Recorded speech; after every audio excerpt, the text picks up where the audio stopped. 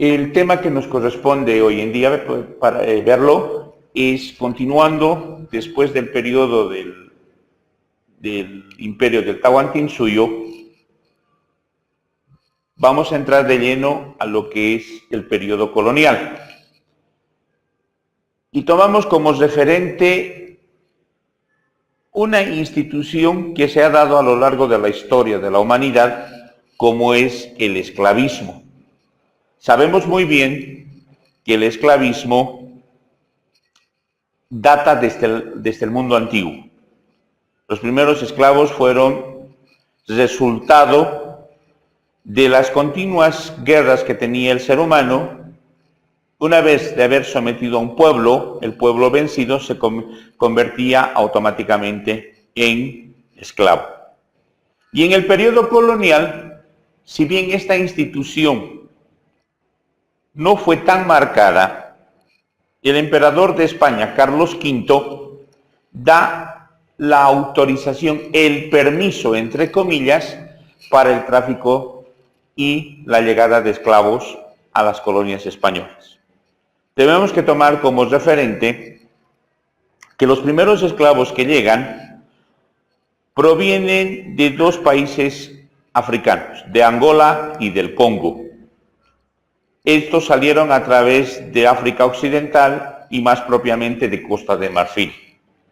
Si bien llegaron al Nuevo Mundo, a las colonias españolas, para trabajar como personal doméstico de los nobles y de los terratenientes instaurados en el Nuevo Mundo, a la larga fueron también utilizados como gente para la explotación minera en Potosí, en los Cerros Rico y también en las minas de Porco.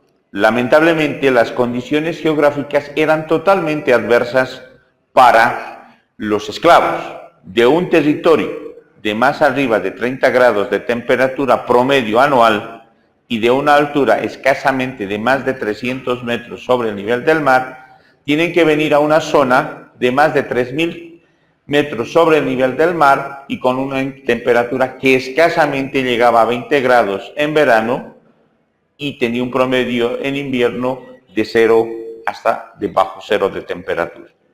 Si bien los esclavos provenientes de África no desaparecen en su totalidad, son trasladados a la zona de los yungas, donde dieron origen posteriormente y en la actualidad a los pueblos afro-bolivianos.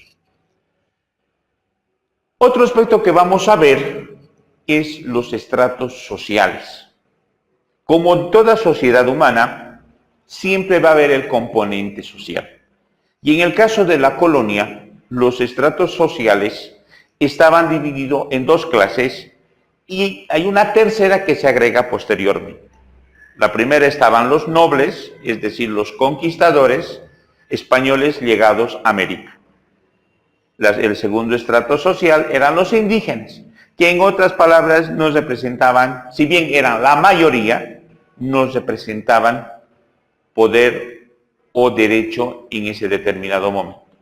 Pero a diferencia de lo que ocurre en Norteamérica, donde el piel roja, el originario, es exterminado por la colonia inglesa, en América hispana se produce la mezcla del español con el indígena, dando lugar a un tercer estrato social que sería el mestizo, es decir, el hijo ya sea generalmente de padre español y madre indígena, o el caso de los criollos, es decir, hijos de españoles nacidos en el Nuevo Mundo.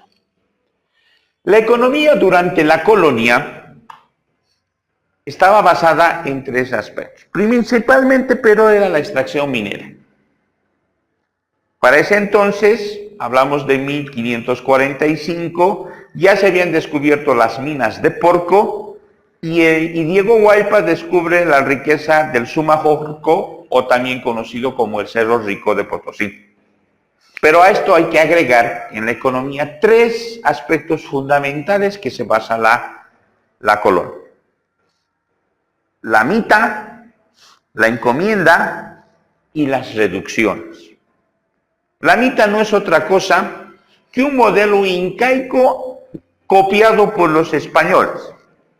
Aquí surge la figura del virrey Francisco de Toledo, quien en su jurisdicción llega hasta Potosí e instaura la mita como una forma obligatoria para el indígena, principalmente del Perú, de trabajar en las minas, a cambio de una pigricia de remuneración económica. Esto se lo hacía en base a una planificación. La encomienda resultaba ser la distribución de tierras solo a los conquistadores. Y los conquistadores se encargaban de hacer la producción. La producción agrícola en ese entonces, en base a la encomienda, venía de los yungas de La Paz, de los valles cochabambinos y también del oriente. Y finalmente tenemos las reducciones. Algo que siempre ha llamado la atención durante la colonia es las reducciones. ¿Y qué eran las reducciones?